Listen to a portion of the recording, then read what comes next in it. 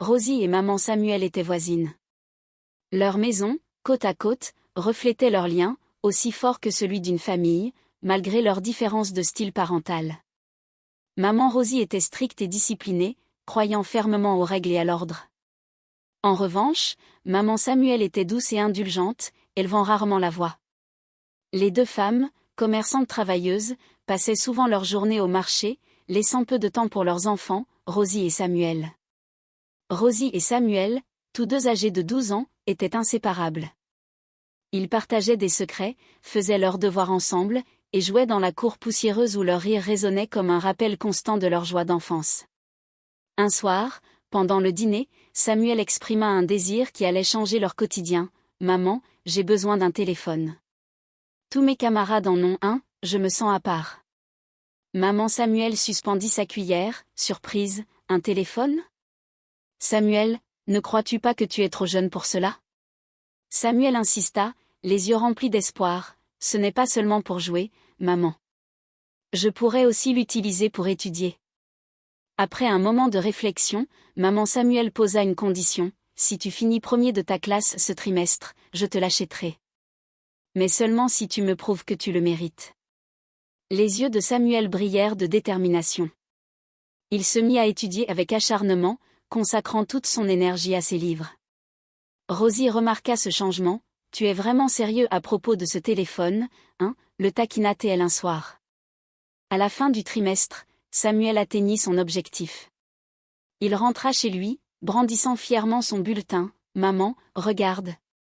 Première position. » Fidèle à sa promesse, maman Samuel lui offrit un tout nouveau smartphone. Samuel était fou de joie et passait des heures à explorer son nouveau téléphone. Rosie et lui riaient en regardant des vidéos amusantes et jouaient à des jeux ensemble.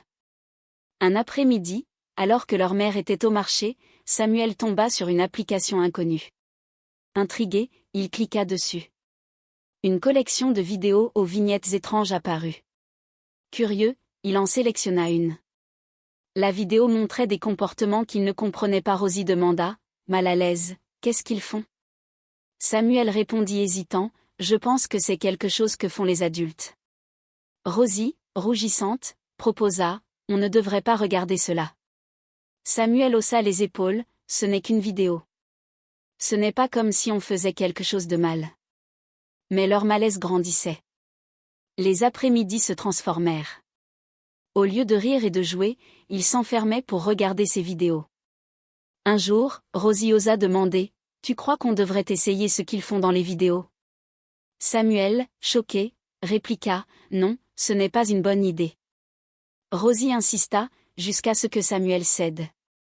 Leur première tentative fut douloureuse et émotionnellement troublante. Rosie évita Samuel pendant plusieurs jours. Finalement, il s'excusa et leur amitié reprit, bien que différente. Cependant, Rosie proposa de réessayer. Samuel, bien qu'hésitant, finit par accepter. Lorsqu'ils tentèrent de nouveau à l'école, ils furent interrompus par le bruit de pas effrayés, ils s'enfuirent. Cette expérience les laissa nerveux, mais Rosie ne renonça pas.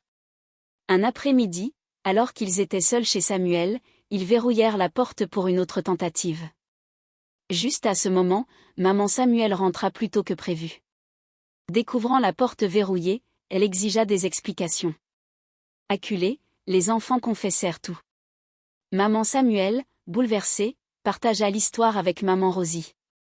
Les deux femmes, d'abord en désaccord, comprirent qu'elles devaient travailler ensemble pour aider leurs enfants. Elles organisèrent des séances de thérapie et passèrent plus de temps avec eux. Rosie et Samuel commencèrent à comprendre les conséquences de leurs actes. Malgré tous leurs efforts, la relation entre les deux familles ne retrouva jamais sa chaleur d'antan. Maman Rosie décida de déménager pour offrir à Rosie un nouveau départ. Samuel regarda le camion de déménagement partir, un mélange de tristesse et de soulagement dans le cœur. Morale de l'histoire, les parents doivent surveiller l'utilisation des téléphones par leurs enfants, leur enseigner les dangers de certains contenus et s'assurer qu'ils sont suffisamment matures avant de leur confier un téléphone. Qu'en pensez-vous ? À quel âge un enfant devrait-il avoir un téléphone ? Malgré tous leurs efforts, les séquelles de cet événement restèrent palpables dans les deux familles. Rosie et Samuel, bien qu'ayant suivi une thérapie, portaient le poids de leur expérience. Ils avaient appris des leçons importantes sur la responsabilité, les limites et la confiance.